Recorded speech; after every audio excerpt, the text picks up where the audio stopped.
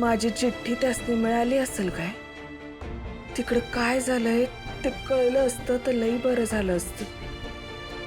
मला उद्याच तिकडे जाऊन बघितलं पाहिजे।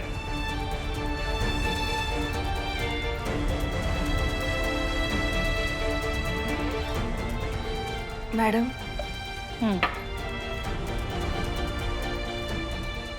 ते उद्या जरा बाहेर जाऊन येऊ का? मंदिरात जायचं होतं। काय काय बोललात? बाहेर जाऊन येऊ का उद्या मंदिरात? हाँ ठीक है, जाऊन या ना।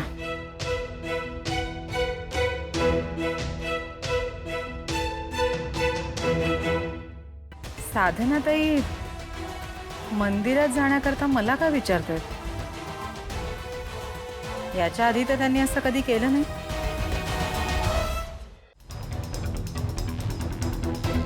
कमळे, राजूला त्रास दिला त्या पोराला प्रिन्सिपल सर रस्टिकेट करणार आहेत वाटतं। ऋषी सर मला तसं काय बोललं नाहीत। अगं इसरला असतील।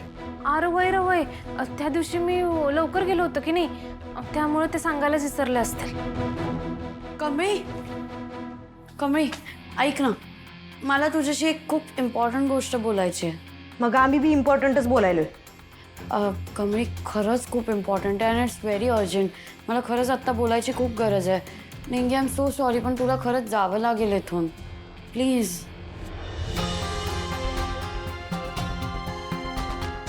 कमळे, आता जे बोलशील ते प्लीज खरं खरं सांग, प्लीज।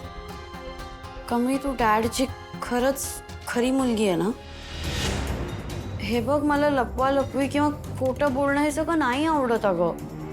प्लीज मला खरं सांग, कारण काल ना डॅड मला बोलून गेला की त्याची मुलगी मेली। असं का बोलला तो? हां, आणि कुठे गेली त्याची मुलगी? कुठे? असं कसं शक्य आहे? त्याची मुलगी तर तू आहेस ना, आणि तू तर इथेच आहे। मग कोणाबद्दल बोलत होता? कोण केली? हे बघ, तुझी कोणी सख्खी बहीण आहे का? ती कुठे गेली आहे का? प्लीज मला खरं खरं सांग।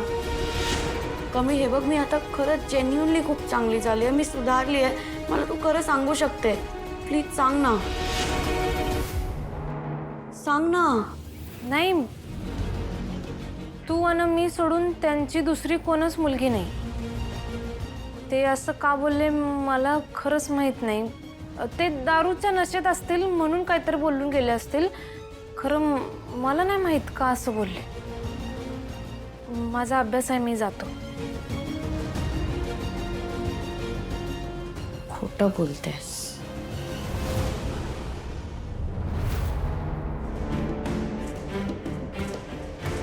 कमळे, काय ग?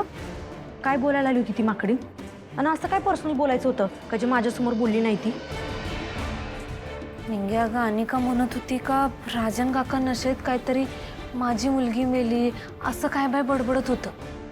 तिला डाऊट आला ग, म्हणून मला विचारत होती का ते असं का बोलले, तुला त्याबद्दल काय माहित आहे का?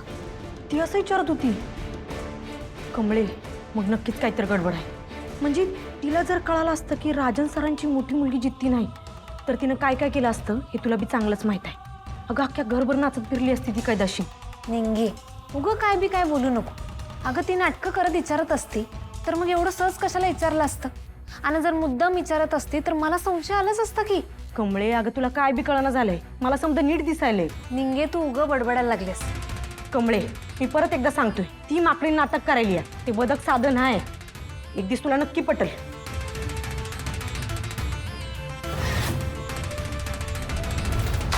ऐको,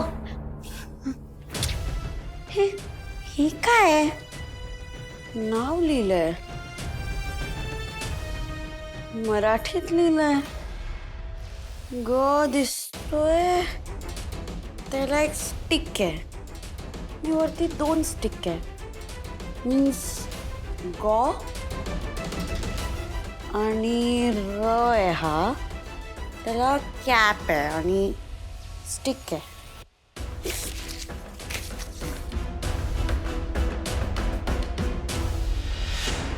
हे तर अजून जास्त मराठी आहे।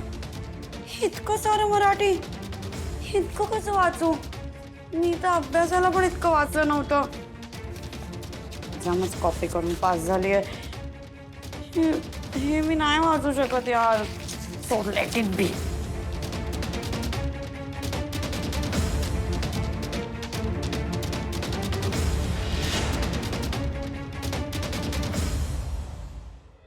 कमळे, ऐक माझं. ती माकडीन दिसती तशी नाही आहे. भोळी ग भोळी यानं खायला मागती पुरणपोळी अशी गत आहे तिची. अगं सगळी नाटकं आहे तिची. ये बास की कवापासून रवंत केल्यावर बडबडायला लागल्यास. सोड तिचा विषय आता. मला इथे वेगळंच टेन्शन यायला लागलंय. ते यानं कसलं? निंगे राजन काकांनी आजींना जाऊन सगळं खरं खरं सांग असं सांगितलंय मला. तुला माहित आहे ना हो, आजींसाठी त्यांच्या नातीचा विषय किती नाजूक आहे. काहीच कळना झालंय मला. टेन्शन यायला लागलंय. कमळे, तू खरंच त्यासनी समजा खरं खरं सांगणार आहेस काय?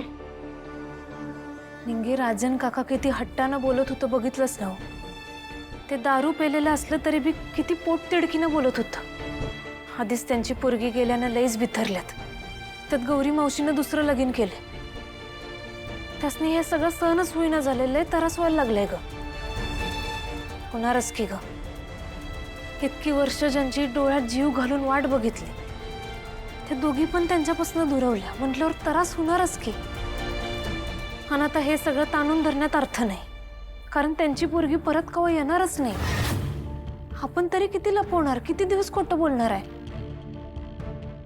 त्यामुळे आता आजींना सगळं खरं सांगायलाच पाहिजे. म्हणजे आपण आपल्या हॉस्टेलला परत निघायचं? आणि तू त्यांची खरी नात नाहीस हे ऐकल्यावर आजी आजारी पडल्या तर?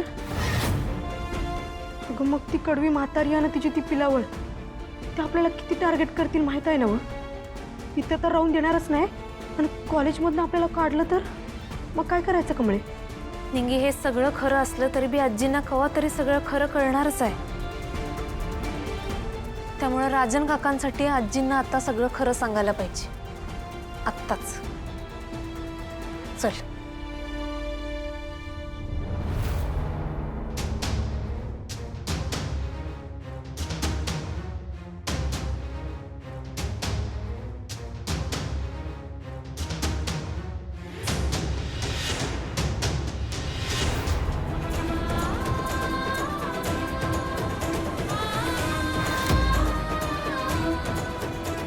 आजीसने कळायलाच पाहिजे की मी त्यांची मोठी नात नाही.